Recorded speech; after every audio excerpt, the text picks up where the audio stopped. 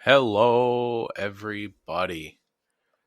Thank you for tuning in to On and Off the Field, Tuesday, April 14th, 2020 edition.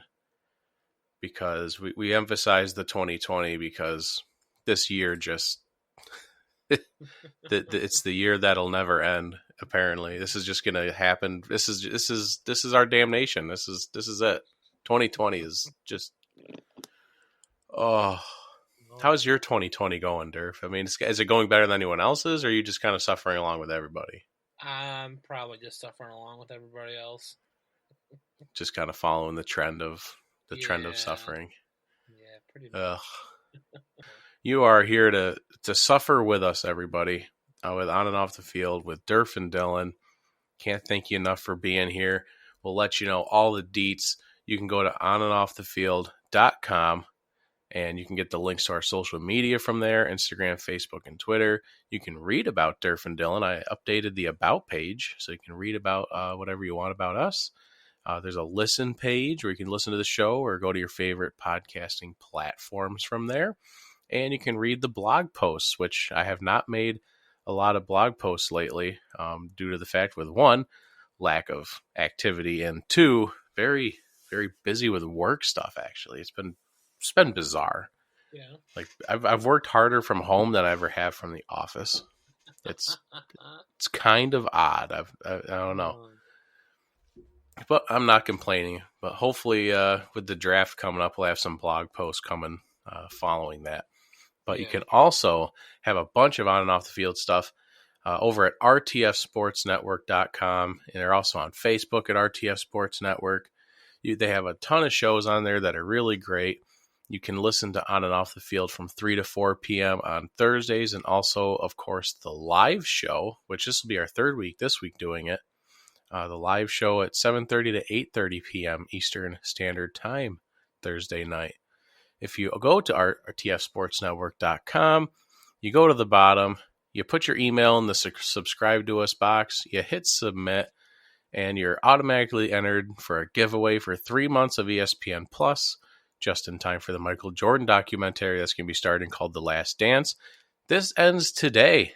So pretty much if you're listening to this when it drops around 9 p.m. tonight, go do it, like immediately. If you're listening to this any point after today, then just kind of like skip forward because it's over. But I thought, let's throw that in there just in case someone listens to it tonight. Yeah. So that giveaway is going to end today. Our giveaway ended a couple weeks ago, and basically we got a nickname handed out for Pastor Gene. We got Cameron's going to get a signed football from Derf and I, and then Chelsea chose Feeding America, and I will include the link on social media and in the description of this video of the fundraising page that we have on feedingamerica.org. And Feeding America is getting a lot of donations lately, which is great. I know I think they just did a poker tournament last night, a bunch of famous people. I heard this on Dan Patrick. Did you hear about this? I have not heard about this. Yeah, I didn't know it was going to happen. I heard nothing about this, maybe because it was poker and no one advertises gambling, really, right? These days. But a bunch of famous people played like online pokers, and then like the proceeds of it went to Feeding America, raised a bunch of money. Steph Curry raised a bunch of money. I know other people are donating meals to Feeding America. It's just really great. It's like Feeding America is a hub right now, getting through this coronavirus stuff, for stocking food banks because they are getting lit up. And I saw Feeding America posted an article today. I think it was out in LA. Just like tens of thousands of people breaking down doors of food banks trying to get food in their house. And they need all the help they can get. Like, they are stretched thin at Feeding America. So we're trying to get to $1,000 for our fundraising goal. That's basically $1 per follower on RTS Sports Network. So if y'all just join in $1, boom, done. We did it. Easy peasy. 10,000 meals. That's our goal. So head on over to the link. I'll provide that for everybody. I'll throw it on all the social medias so we can try and get that done. Alrighty. So, as we jump into the very terribleness of 2020, everyone knows that 2020 is in the face of everybody. It's affecting everybody in its own way, whether you lost jobs, you lost loved ones. Just recently, a family friend back in Pulaski, one of my buddies I went to high school with, his older sister passed away from some kind of infection. 2020 is just absolutely horrible. I've never had a year like this personally. Mm-hmm. I mean, and the news kept hitting, and first thing on Monday morning, I turn on Dan Patrick, and he goes, "We're starting today's show with the tragic news of the passing of former Vikings, Bills, and Seahawks quarterback Tarvaris Jackson, who passed away at 36 years old after a car accident Sunday night in Alabama." Man, you don't want to start your week like that. No. You know? I mean, it's terrible news. I know it's just news for us. We just hear it and we're like, that's tragic. But the people that affects, his former teammates, everyone said just what an amazing person he was. And I remember him, Russell calls him T-Jack for this, was his nickname when he was with the Seahawks. Mm-hmm. Just a great guy. I appreciated him when he was the Seahawks quarterback. And it's just gutting. Just stuff is coming in left and right. More corona-related. Carl Anthony Towns' mother, Jacqueline Towns, passed away after complications with the coronavirus. I didn't take down her age, but I know a couple weeks ago, Carl Anthony Towns posted that they were putting her in a medically induced coma, if I'm not mistaken. That was a couple weeks ago. And apparently she passed away, I think it was yesterday when the news dropped. And then 25-year sports photographer Anthony Causi, Causi. Yeah. He died of coronavirus at the age of 48. Married with 2 kids. One was 5, the other was 2, John and Mia. And I guess he did baseball, because a lot of baseball players came out and just, they were sending out messages about their experiences with Anthony, and people like Todd Frazier, Didi Gregorius from the Yankees. I think he's still with the Yankees. Curtis Granderson, I think he's with the Mets. And they just came out and said, no, they knew who he was, always talking about one of the best photographers in the game. And I think one of them said, God has his own personal photographer now up in heaven or something like that. Yeah. It's just terrible. And then I don't think it was corona related, but today Yankees co-owner Hank Steinbrenner died at the age of 63. They said from a long-standing health issues, which we're not sure what that entails, if he had some kind of disease, whatever the case may be, but just terrible. Absolutely gut-wrenching news for the past couple days. And all of our thoughts and prayers and feelings and just everything goes out to anyone that's lost anybody ever, at least for 2020 with, the corona going around is affecting thousands of people. And then just random car accidents. It's just been a rough year for everyone. I know it's been rough, but we can get through it together as a community. The on and off the field family is always here for anybody. We will be here for you, whatever you need. Alrighty. To jump into some sports related activity, I guess while we're still in the somber note, I'm going to jump around on you, Derf. We say goodbye to the XFL. At least, as far as I can tell, the XFL is dead. They announced it has been completely cut. They fired everybody. There's no plans to come back in 2021. And I believe it was yesterday they filed for Chapter 11 bankruptcy, citing the COVID-19 pandemic and the damages are somewhere in the range of $10 to $50 million between paying coaches and TV stations, just Wow. anyone that had a hand in this. Yeah. That's nuts.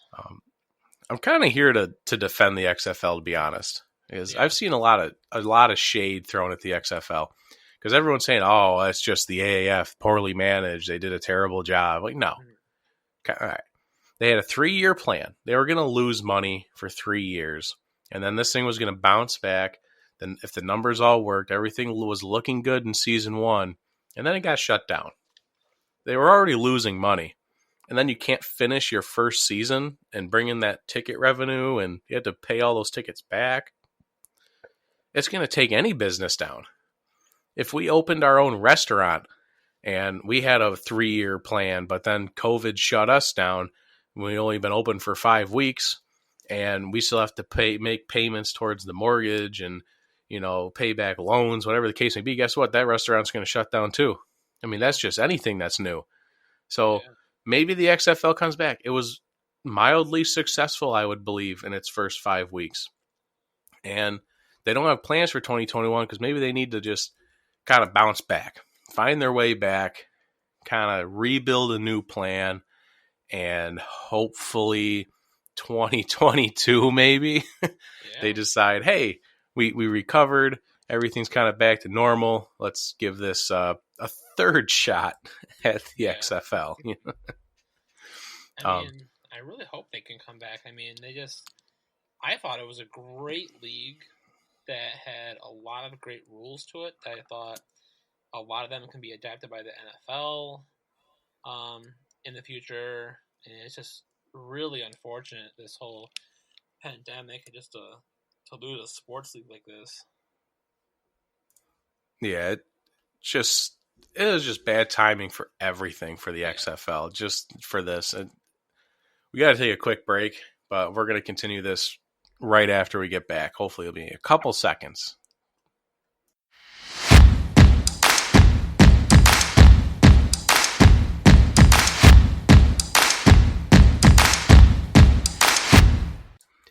And welcome back to On and Off the Field with Derf and Dylan, as we are complaining that the XFL is no longer going to be the XFL, at least for now and for the future. Won't be coming back in 2020, won't be coming back in 2021 as far as we can tell, but hopefully in the future, 2022, 2023, maybe round 3 of the XFL will succeed, because hopefully there won't be a pandemic in their third time around. That would be the nice thing to happen. It's always hard to have a business succeed when it's shut down halfway through its first season. Pretty sure any business is going to fail when you have to shut down and you're already losing money to begin with. But the XFL is still sending players to the NFL. Saeed Blacknall from the LA Wildcats. Very nice. I was a big fan of him. They called him Mini Megatron. That was his nickname in college, at least. And he's made his way to, just guess what team. If you had to guess a team, I know you know. What team loves XFL players? Oh, Pittsburgh Steelers. And they have another one. If that's hard to believe, yeah. Is that like 7 now for them or something like that? It's insane. Yeah, they're up there. Yeah, 6 or 7. Absolutely crazy. But good for him. I'm glad he made it. And then another offensive lineman that used to be in the NFL went to the XFL, and now he's back. I believe it was either like Norton Storm, maybe, offensive lineman. He's with the Chargers now. That's just going off of memory. This isn't in front of me. I'm just kind of going off memory. So if there's more, I apologize for not giving them their credit, but hopefully more XFL players will get their opportunity, at least brought in during. It's hard to bring any of these players in right now. You can't do workouts. You can't go meet them. I'm sure more XFL players would have been signed this offseason if it wasn't for everything that's going on, unfortunately. So maybe after all this is over, a whole slew of them get signed and ready for offseason programs, but who knows what's going to happen down the road or how long any of this is going to last. So as we jump back into our segment, the other sports, Yeah. Basically the other sports than the ones we usually talk about. That's going to be our segue. Our segue is going to be the other sports. Yeah. The ones that we can't really talk about in detail, but, stuff happened in them. Yeah. The NBA is still, yesterday, April 13th, it was 4 years since Mamba, Kobe Bryant, balled out one last time on the court for 60 points and scored, I think it was like the last 11 points in just over a minute to complete the comeback and win the game for the Lakers over the Jazz. He went 22 of 50, had 60 points. Just, if there's anything that anyone remembers about Kobe, is that ultimate competitor, the Black Mamba mentality. Oh, yeah. And I remember the quote that Shaq always says. He says, "I challenged him to go out there and score 50. That mother scored 60. A lot of people, like a lot of the older guys, they do their farewell tour. They go out there and they'll do like a normal game, kind of score 15, maybe get a double, and it'd be a nice game for him. Kobe's like, my last game, 60, baby. Took 50 shots, competitor to the last game. And it's just, I watched a video where they had every single one of his shots for that game. Just unreal. And some of those shots down the stretch, like the ones to really win it in the last minute of the game, just so clutch and like tough shots too. And he's sinking every one of them. It was just unreal. I couldn't believe that was 4 years ago, personally. That's insane. It's 4 years ago. It seems like 2 years ago. Right, because it's insane to think that 4 years ago I moved to Rochester. Like, can't believe it's been that long already. And for our normal segment, XFL NFL news. Yeah. Like the actual stuff that we know. So I found this really interesting. The NFL is actually going to be allowing an off-season program. I think this is pretty nifty. The time frame is a little odd for me. Yeah. I don't know why they wouldn't wait till post-draft, but they are going to start a virtual off-season program starting on April 20th, where teams can start distributing off-season materials, I guess like playbooks, and position coaches can start sending whatever they want to their position players, whatever that case may be. They can communicate like a normal OTA, air quotes, like OTA session, but all they can't do is meet and do on-field workouts, obviously, until all 32 teams are allowed to do that, which God only knows when. And the program will not go past May 15th. I just found the timing weird. Yeah, I mean, that's really weird. And the fact that it won't go past May 15th, like, we could still be in this situation May 15th where, like, we can't physically be near people. So, I'm guessing, like, what, I guess I read the article and just kind of got a general feel of what they're attempting to do here, like why they're giving the teams the opportunity to do this. But, like, May 15th, and then what? You're not allowed to talk anymore? Like, what? I don't understand. Like, what are you allowing that they're not able to do past May 15th? Right. Like, mandatory workouts via Zoom? Like, everyone get on the Skype call and show me that you're doing bench presses. Like, I get what they're saying and trying to do here, but it's just weird. And especially since it'll start before the draft. So you're going to be able to hang out and get your normal veteran stuff in, and then bring in your rookies from the draft for like the second half of this shindig. I don't know. I don't know. I really don't know. I want more details, I guess. I don't. And it's not like, I find it definitely even more weird because usually for OTAs, like the rookies come in first, like for an additional week. They're the first ones that the coaches want to talk to in the offseason. Right. But they're going to do this virtual offseason thing. And it's going to start with veterans instead of rookies.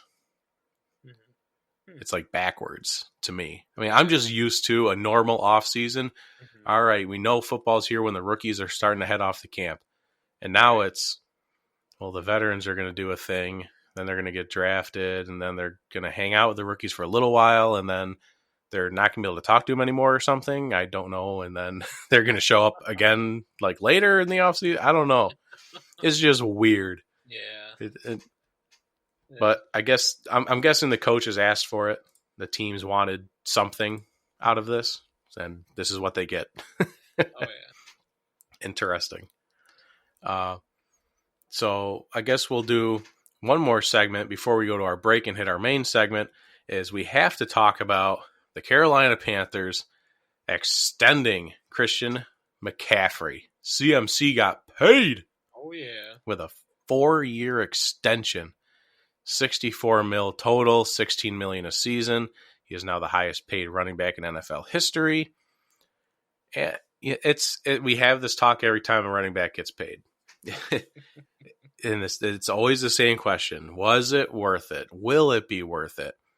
Is it worth to pay your running back $16 million a season? I mean, what's your thoughts? I mean, good for him. Like, I think it's a good thing that they're paying him. I mean, I think this not only shows that running backs still have value, but it also just kind of like rubs it in Le'Veon Bell's face right now.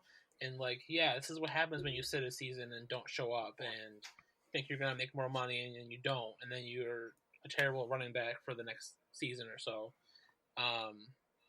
But to get off that a little bit, I did hear this morning that Christian McCaffrey is actually only second to Michael Thomas in receptions in their first 3 seasons.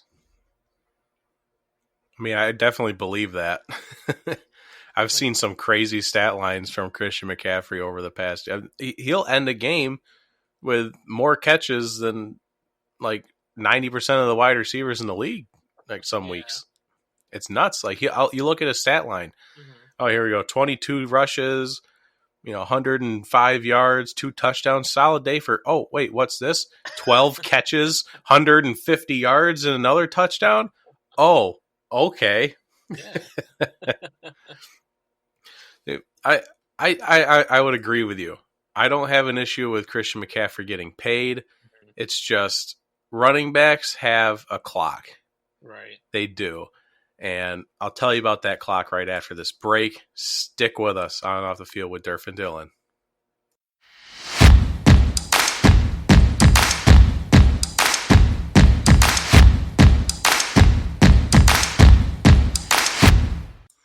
And welcome back to On Off Field with Derf and Dylan. Really quickly wrap up Christian McCaffrey here. In my personal opinion, I'm glad he got paid. I think he's a great guy, great athlete, hard work ethic, and he's used so much, though. Mm-hmm. And, well, he's used so much, and he helps his team probably more than anyone in the league besides quarterbacks. I mean, he gets – there's some weeks 40 touches. And it's absolutely asinine how much this guy contributes to the offense. But I know he's smart. A lot of those touches are catches. He's going out of bounds. But he's on the field for almost every play. He might be blocking in a passing game. He still gets tackled. He still runs up the middle and gets hit sometimes. I don't care what you say about him being shifty or not taking big hits. He's still a running back. Running backs have snap counts on their body. They do. It's a fact. And the way that the Panthers are using him, especially last season, he had over 400 touches last year. 400 touches of getting tackled at the end of a play.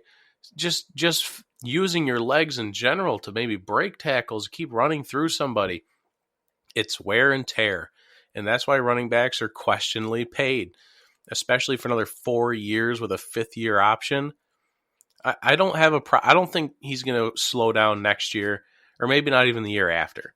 It's years 3 and 4. And if they pick up that 5th-year option, I'm going to have my doubts that he's going to make it that long.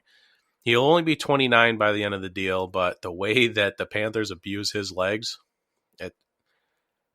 I'm scared to see his downfall if it happens. But it happens to every running back. We see it every year that somebody goes down. Todd Gurley with his arthritis. Ezekiel Elliott had a down year last year, whether you Cowboys fans want to admit it or not. Obviously, Le'Veon Bell just absolutely did nothing after his transition over to the Jets. The list goes on and on of running backs that get paid. So only time will tell. It's a cheap way out of the conversation to just say only time will tell, but it really is. I mean, if you stick with the normal tradition of running backs don't make it and shouldn't get paid, yeah, maybe. But that is what we have for this episode's edition for XFL NFL News. We are going to be breaking down the NFC West this week. We did the AFC East last week with the Bills, with Derf's team. So this week we're doing my team, the NFC West with the Seahawks. Oh, wait. Derf will be interviewing me. Oh, yeah. Oh, that's new. Okay. Oh, yeah. I jumped on the bandwagon this year. Yeah, I didn't know. I guess I didn't tell anybody. Oh, okay. Sorry. That's my bad. Sorry about that. Yeah. Sorry to spring that on you last minute. Oh, all right. I think I can handle this. All right. So I'm going to ask you now. So Dylan, Seahawks made the playoffs this past year. What are your kind of season-ending feelings, or just your recap of last season? They beat my expectations. Put it that way. I always go into almost every season with low expectations for the Seahawks because that's kind of my thing.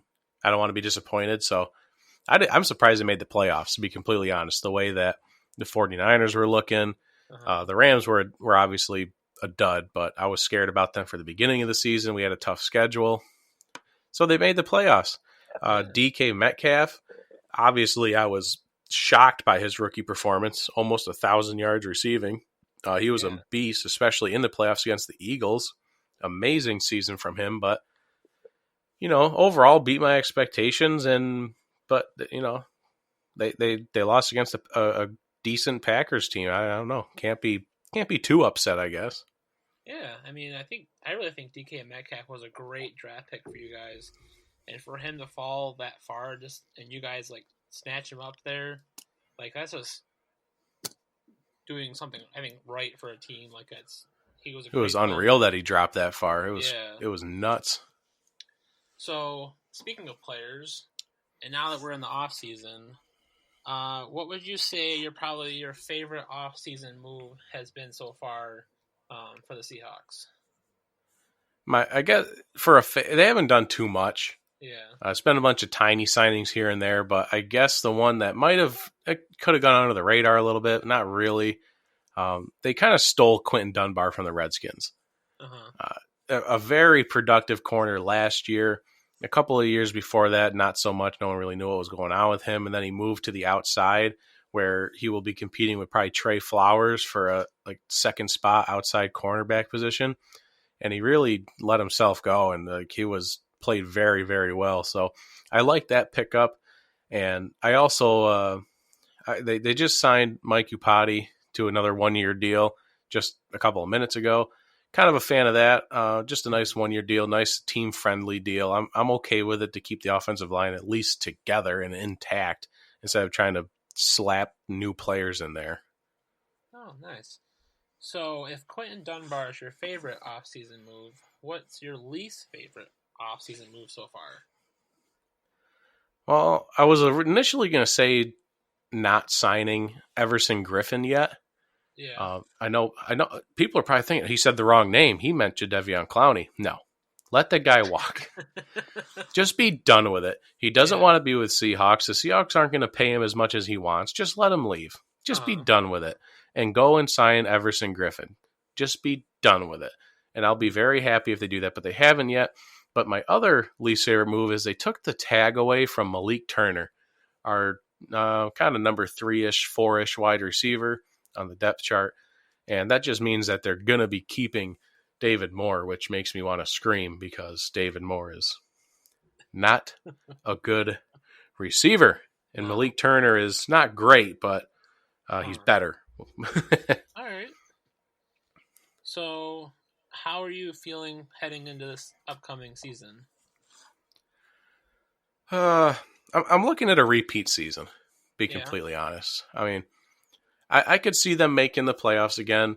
If they lose out the division to the 49ers, I could see them still making a wild card spot, essentially, since there's an extra seed there with the new playoff format. Yeah, I'll take a 10-6, 11-5 kind of season. Sneak in as a wild card team, maybe get through the first round because Russell Wilson will do some magic, and then get bounced in the second round.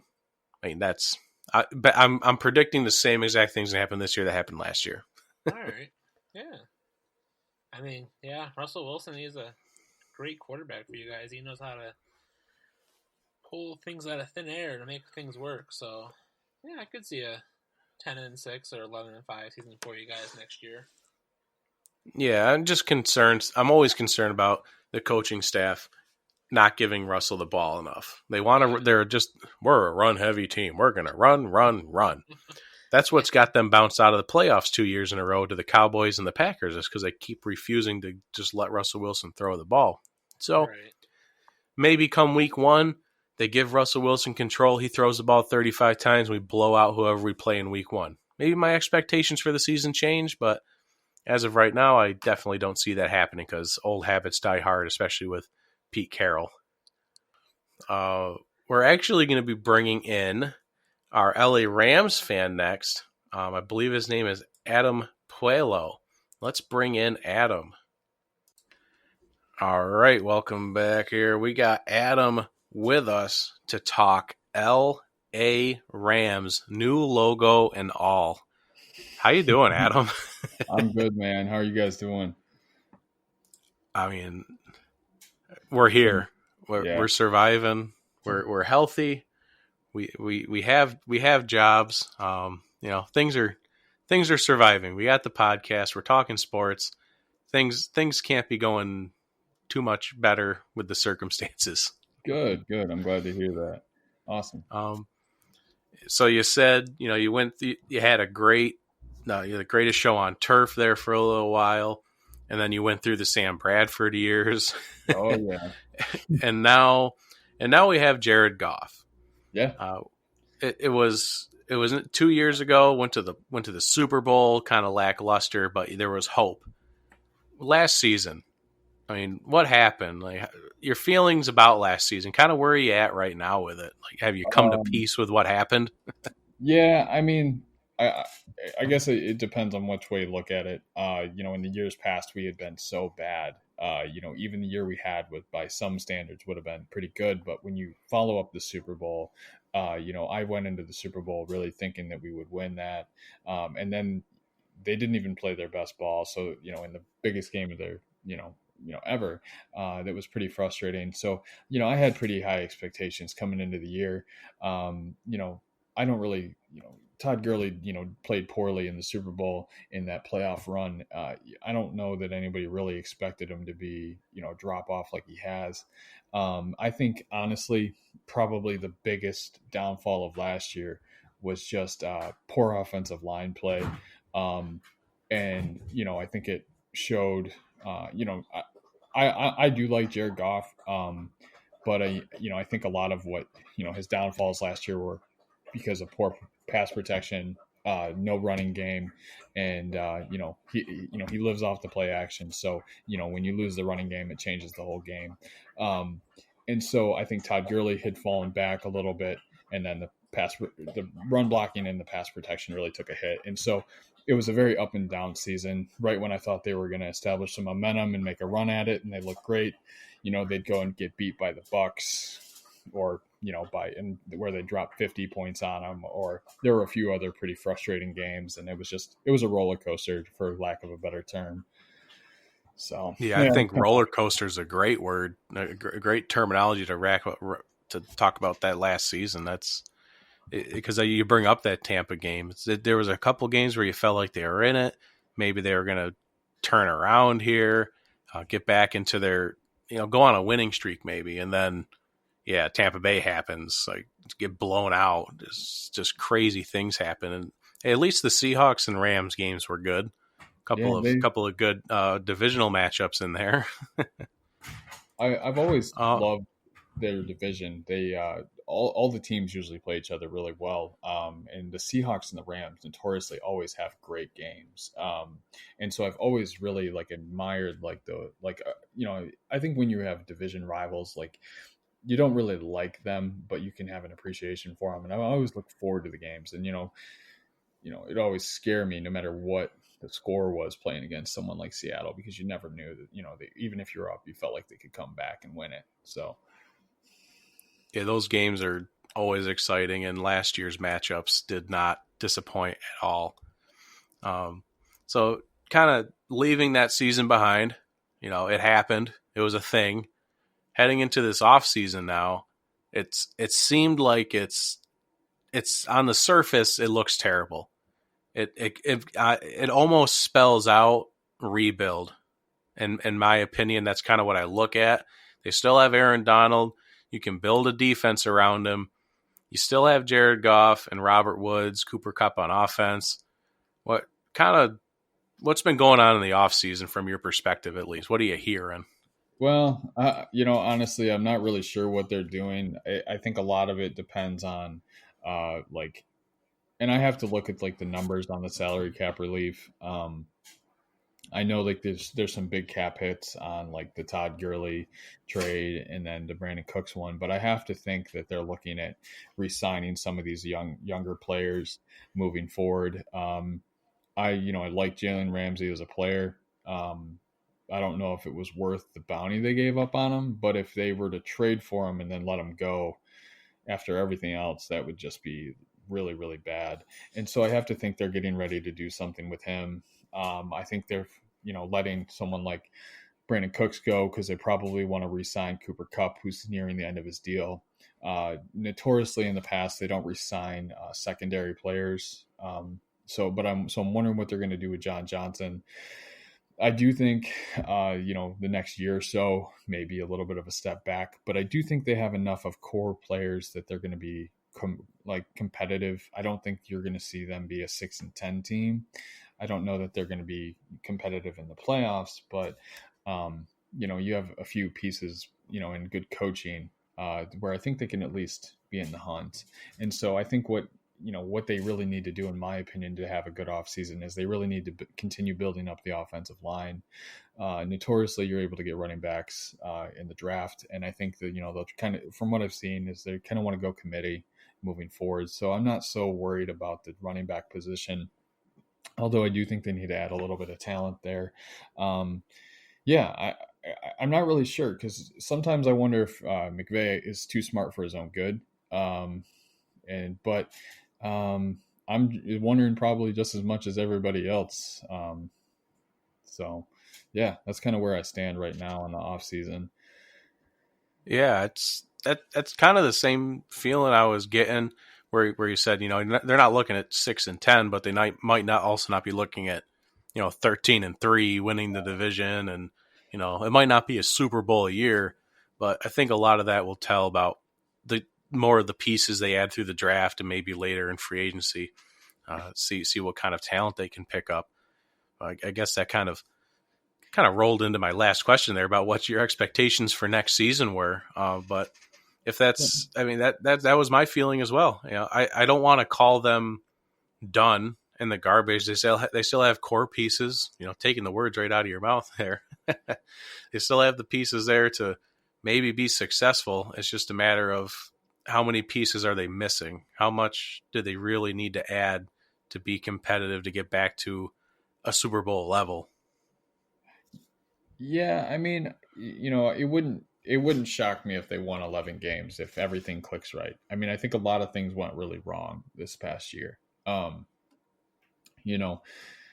And I know I've referenced it already, but if they alone got better offensive line play, like it changes the script, because a lot of times I felt like they were playing catch up, and they're without a running game, and so they're passing the ball more. And I do believe in Jared Goff. I don't necessarily view him as a top 5 type talent, but teams have won Super Bowls with worse talent than Jared Goff, and so if you have the right pass catchers, the right run game, the right offensive line around him, and a semi, good defense, I think you never know. I mean, there's crazy things that happen in the NFL every year. I'm not going into the season expecting Super Bowl, but I think as every fan base, you have high expectations, or high hopes, and then you just kind of see what happens. I'm really hoping they get some deals done. I really want to see him re-sign Cooper Kupp. He's a fan favorite of mine. I'd like to see him resign Jalen Ramsey, just because I don't want to lose them, and I do like John Johnson a lot. Some of the the pickups have been a little funny for me, and then the whole thing with Brockers was a little odd. So we'll see. I'm just gonna kind of trust what they're doing, and hopefully it works out. I mean, they've done pretty well in the last few years, but not really sure what to expect this year. Yeah, they've gotten them to a Super Bowl once at least, so I guess trust the process might be the best expectation at this point, at least from a fan perspective. But I appreciate you coming on, Adam, and giving us great insight, at least from what you're seeing from the fan side for the Rams. I'm looking forward to Rams Seahawks games this season, just like always. I'm super excited and just hoping that the season actually happens. I know, me too. Well, me too. There's been some positive things in the news that makes me think that we will, but I mean, things change every day, so it's an unpredictable world. But thank you again for coming on. And if we ever have more Rams questions, I'll be sure to know who to reach out to. All right. Well, I appreciate you guys, having me on. This has been fun. It's been my first, so definitely. I'm glad we could be your first. Yeah. So I'll be looking forward to seeing the content you guys have been posting. So even though if digging on the Rams a little bit, that's okay. Yeah, plenty of that going on. That's Adam, everybody. Thank you very much. And that was Adam, our local Rams fan. He's at least from somewhere around the area. So now we're bringing in, you know him, you love him. He's coughing. He is sick, but he's still with us. Danny Boy, our local, already been on the show 49ers fan. How you doing? I'm swell. How are you? I mean, I think I'm doing better than you, by the sounds of it, at least. You are. I am getting over the Rona. Oh. Yeah, I'm 4.5 weeks in, and thank God I'm still breathing and getting it over with hopefully soon. I'm sorry. Yes, that's. See, we're not even gonna edit out the coughs. We want people to know how serious the Rona is. This is what happens. This is why you need to stay home and stay safe. Honestly, stay the hell away from everyone. Yeah. He's smart. So, we brought you in here, Dan, to specifically talk about the 49ers. Okay. I know that excites you. We all know the heartbreak. How did last season go, in your opinion? Your feelings. How did you feel about last season? Well, up until the third quarter of the Super Bowl, it was fantastic. We had Jimmy Garoppolo, who I'm still not a fan of. I'm not sold on, and I don't think I'll ever be sold on, leading a very young and talented team to a Super Bowl. And even with his, what do you have, 13 interceptions, I believe, and 10 fumbles, he helped lead the team to the Super Bowl. And then we got to the third quarter and decided to stop running the ball when we found success running. And our defense, I don't know, went to preventive D like they're playing Madden, and that we lost. We lost. Richard Sherman his old ass was playing man coverage 1-on-1, and oof. got toasted by Sammy. I mean, just no one. There was no one there to support, and they went to him every time, and we lost. Yeah, it's unfortunate. I feel for you. It's always painful to lose in the Super Bowl, especially in a decline like that. Trust me, I know heartbreaking Super Bowl losses when I see them. Yeah, it was tough. Now, did I expect us going there? No. I mean, the previous year we had what, two wins, 2 or 3 wins. Right, exactly. It's the ultimate turnaround. Yeah. Playoffs, I would have been ecstatic. You know, at the end of the 2018 season, if you told me we were going to Super Bowl, I was like, no way. But I'm excited for this coming year. That's for sure. Yeah, it's going to be an interesting season. Like, at least keeping most of the core players. Yeah, Fred, go ahead with the off season. Right. Yeah. So Dan, you kind of mentioned they're talking about the Super Bowl team that the 49ers were this last season. With a couple of losses of Emmanuel Sanders and DeForest Buckner, what's kind of been your favorite off-season move, or favorite and least off-season move so far this year for the 49ers? I mean, I don't think the Niners had any good off-season moves. I can't tell you anyone that we really got that I'm excited for. I think losing Sanders is going to be huge. Not just like, you know, what he does on the field, but his leadership and his coaching of the other wide receivers. Debo is raw. He's a young Anquan Bolden 2.0, a little bit faster, but is he a number one? No, I think he's just very aggressive, and he demands the attention of some DBs, but he's not a number one. At the same time, we have Jalen Hurd, who was drafted with Debo, and he spent the whole season on IR. Could he be the number one? Yes, only if he's healthy. Mm-hmm. On top of that, we have Trent Taylor, who same thing. He's spent the whole season on IR. So I'm nervous about the receiving corps because with everyone healthy, we're extremely young, right, and experienced besides Debo, but he's going on his second year. So if we draft a big name like everyone's thinking, which I don't think we do, I think we're going to have some trouble there. You know, I think with the draft, we end up making a trade. I think we trade down and trade one of our players. I have a few in mind, and we maybe get a bigger name receiver, someone who's veteran. As far as who's the other guy you're talking about? I'm sorry. DeForest Buckner. DeForest Buckner was a total hell of a shocker. Yeah. You know, and that's no slight on Armstead. I think Armstead's a beast.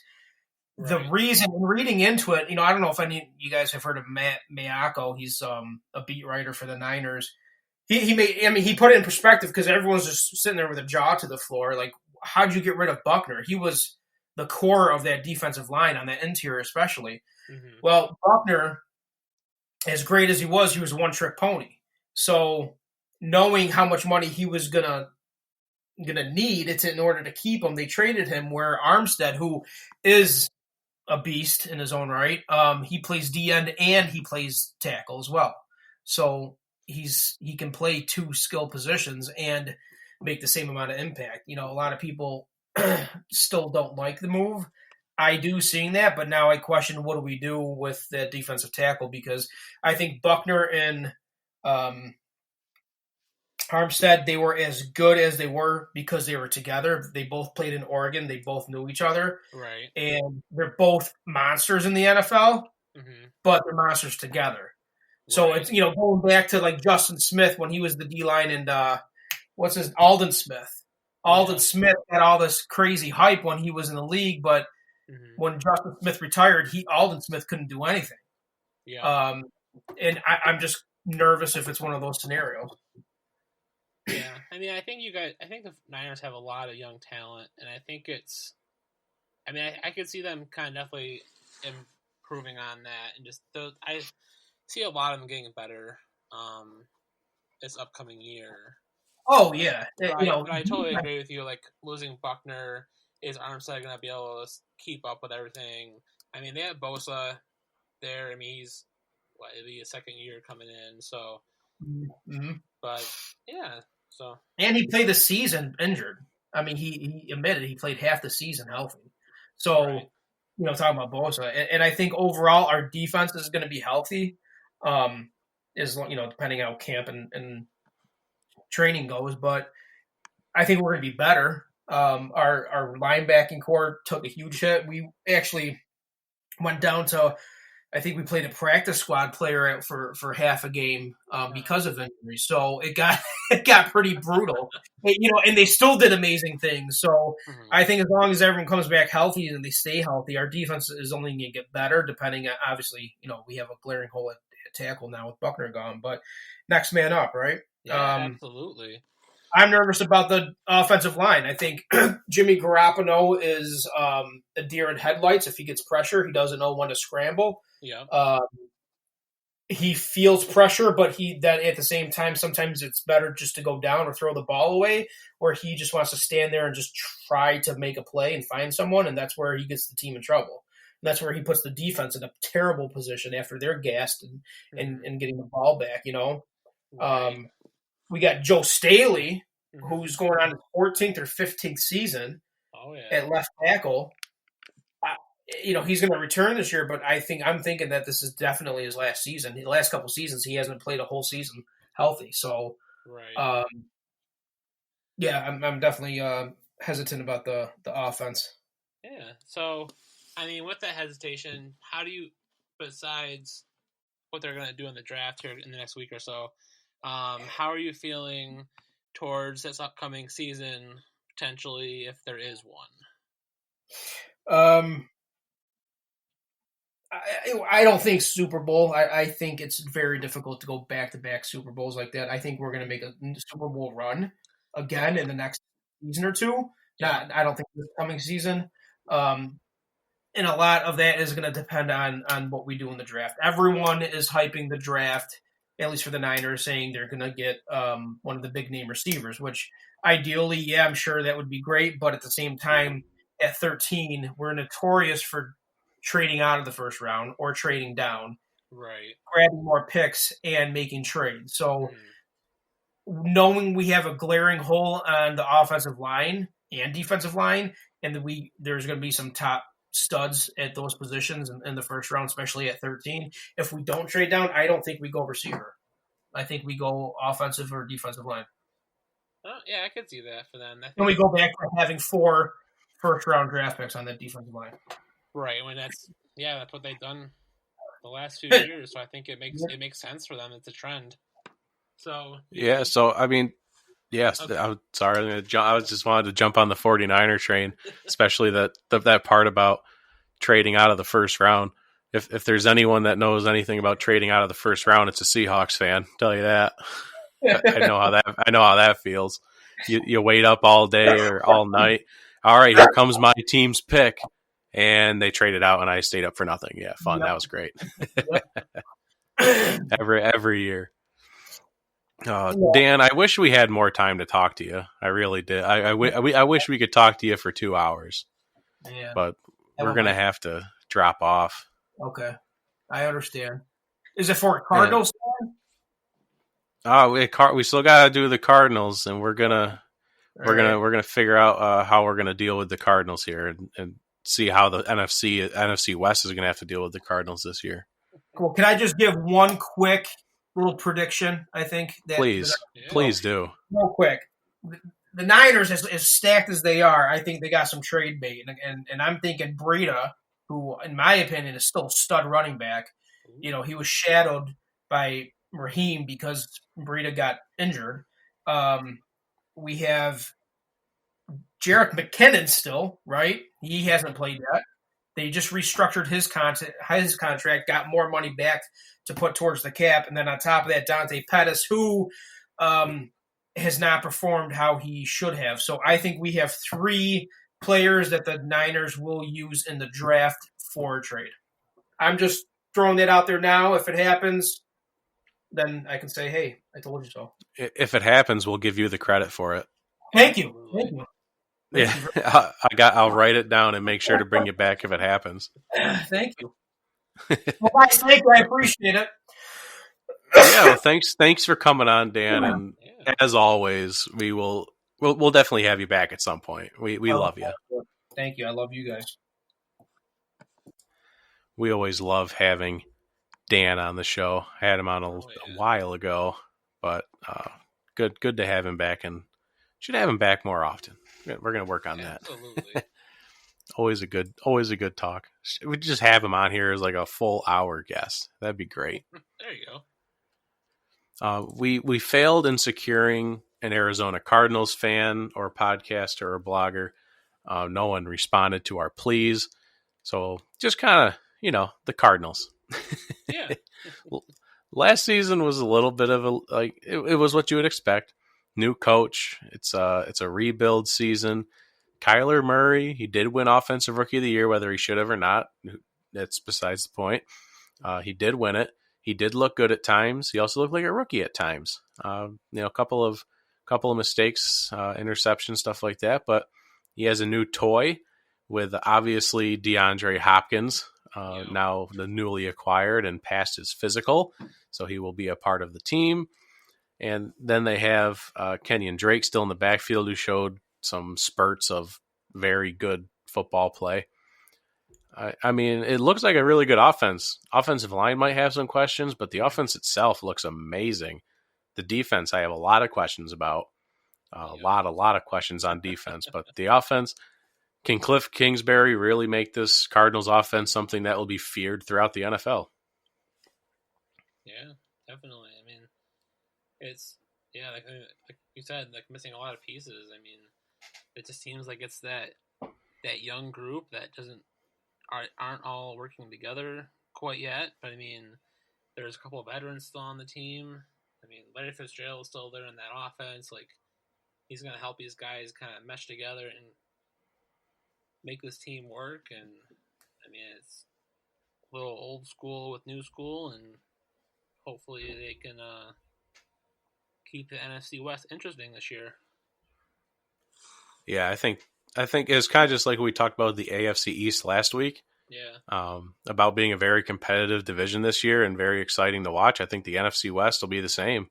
Mm-hmm. I mean, the Arizona Cardinals offense is going to be very scary. 49ers, obviously going to be scary. They didn't lose a lot. The Seahawks are always in there somewhere contending. And, the Rams might be on the bottom by the end of the year. Who knows? It's going to be a crazy year in the NFC West. Yeah, it would not surprise me one bit if the Rams end up fourth in the division, just because of being a rebuild year.